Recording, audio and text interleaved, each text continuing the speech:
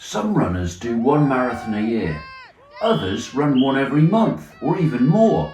So what is actually the right number? Is more always better, or is there a point where your performance and recovery start to suffer? This year I set out with the goal of a qualifying time for Boston and good for age for London. I planned 2 attempts, Milton Keynes in the spring and another in the autumn. Should I add additional attempts to my plan, stick to 2, or wait until the spring? Marathons are fun. It's exciting planning a training block, putting in the hard work and then showing up on race day. It's great running with thousands of other crazy, like-minded people. It's a very sociable experience, well, at least until mile 20. Chatting away to people, you can make lifelong friends. Big city marathons are a good reason to travel to new places, either at home or abroad. The early start often means an overnight stay.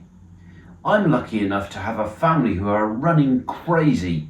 We all support each other at these big events, so there's usually a bunch of us travelling. Marathons are major fundraising events for the big charities. London Marathon 2026 raised nearly £90 million, that's around $120 million, for worthwhile causes. Finally, and for me, probably the most important, a big scary goal not too far in the distance is a very good incentive to train. There is nothing wrong in running lots of marathons. Some people set a personal challenge, like a marathon every day for a month, or joining the 100 Marathon Club, but they do take a lot out of you. The day after 26.2 miles, you might be walking down the stairs backwards, or struggling to carry the shopping. Your leg muscles take quite a pounding. At a microscopic level, there are millions of little micro tears that need repairing. I have a mental image of something like corned beef. If you have pushed hard, are carrying a few extra pounds, or no spring chicken, your tendons and ligaments are likely to be sore too. Then there's the massive energy requirements.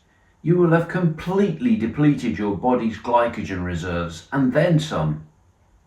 It takes time to rebuild all that damage. Then there is the mental fatigue from a long hard training block and a tough race. Very often, you'll feel recovered before you really are.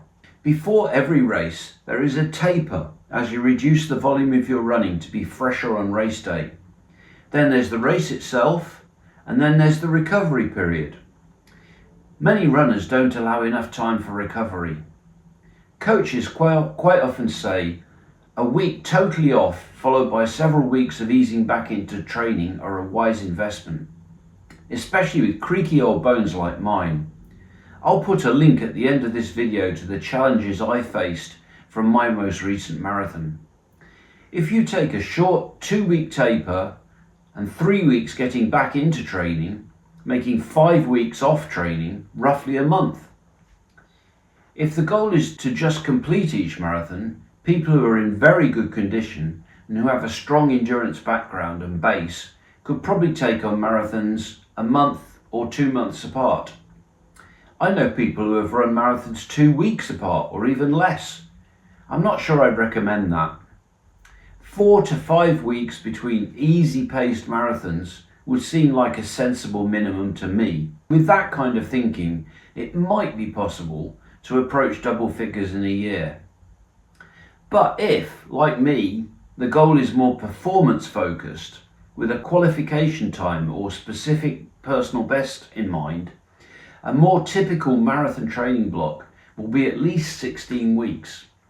So it's not unreasonable to allow 21 weeks for each marathon cycle, including the taper and recovery. That means no more than 2 marathons a year. That's probably more in line with my case. Trying to squeeze in an extra attempt there is probably unwise. I ran my first marathon in 1981. I was a student in Manchester at the time, so I ran in Bolton rather than the other marathon being run for the first time that year in London. Things were different. Dodgy hair, even dodgier shorts, shoes with less than a centimetre of foam, no fueling to speak of, just water at the aid stations, maybe a few jelly babies, a teeny tiny medal, Safe to say, it lit a fire, but boy was I in trouble at the end of the day. My mates made me play football. I was worse than usual. I was never very good. Since then, I've run Dublin, London and Milton Keynes as standalone marathons, 3 more at the end of Ironmans and 5 during ultra marathons. So is that 4, 7 or 12? Let me know what you think the count should be. My goal is very clear.